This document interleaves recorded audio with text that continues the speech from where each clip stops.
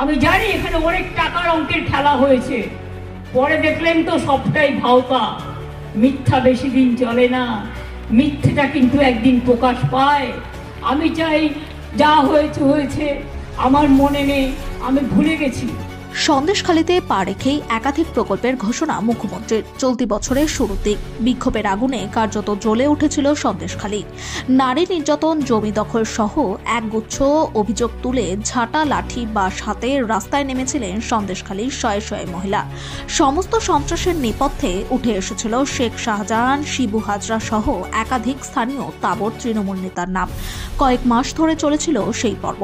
এখন সন্দেশখালী শান্ত থমথমে।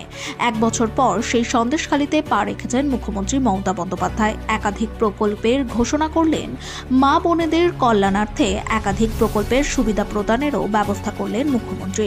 সঙ্গে নাম না করে তুলে আনলেন সন্দেশখালী আন্দোলনের প্রসঙ্গ।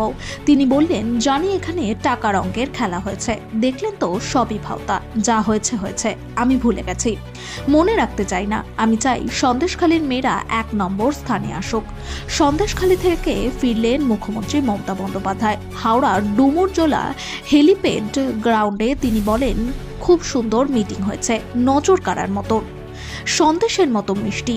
সন্দেশখালীর মানুষকে অসংখ্য ধন্যবাদ।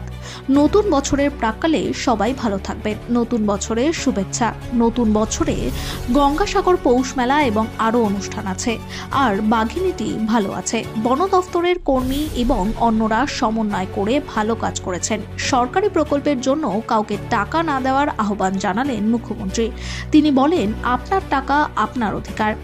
আমাদের প্রকল্পের জন্য টাকা লাগে না, কাউকে টাকা দেবেন না। সন্দেশখালী গ্রামীণ হাসপাতালে শয্যার সংখ্যা ৩০ থেকে বাড়িয়ে ৬০ করার কথা ঘোষণা করলেন মুখ্যমন্ত্রী। মানুষকে আরও কাছাকাছি পরিষেবা দেওয়ার জন্য উত্তর ২৪ পরগনা জেলায় নতুন মহকুমা করা হবে বলে জানালেন মুখ্যমন্ত্রী। করবেন না, আর মনে রাখবেন, কোন মেয়েরা কেউ ডাকলো আর চলে গেল সেটাও যাবেন না। আপনাদের অধিকার, আপনাদের নিজস্ব অধিকার। সরকারি যখন প্রজেক্ট পরিকল্পনার জন্য চেষ্টা করবেন, সরকার দুয়ারে সরকার করবে, আপনার দরজায় আসবে, আপনি তাকে বলবেন, সে আপনার কাজটা দেখবে। আর যদি কেউ আপনাকে ভুল বোঝায়, আমি জানি এখানে অনেক টাকার অঙ্কের খেলা হয়েছে, পরে দেখলেন তো সবটাই ভাওতা।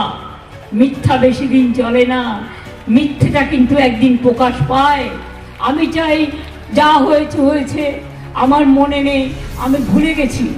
আমি মনে রাখতে চাই, সন্দেশখালীর মেয়েরা, ছেলেরা, তারা ১ নম্বর স্থানে আসুক, তারা ভারতবর্ষে ১ নম্বর হোক, তারা সারা বিশ্ব জয় করুক, সারা বিশ্বে ১ নম্বর হোক, তারা এগিয়ে যাক, তারা এগিয়ে চলুক এবং তারা গান গেয়ে বলুক, শুকনো গাঙে আসুক জীবনেরও বন্যার উত্তম কৌতুক।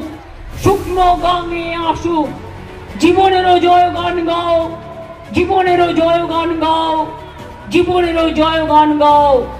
জীর্ণ পুরাতন জাতি মনে রাখবেন, এই সন্দেশখালীও আগামী দিন আস্তে আস্তে করে এগিয়ে যাবে এবং উন্নয়নের পথে পাড়ি দেবে।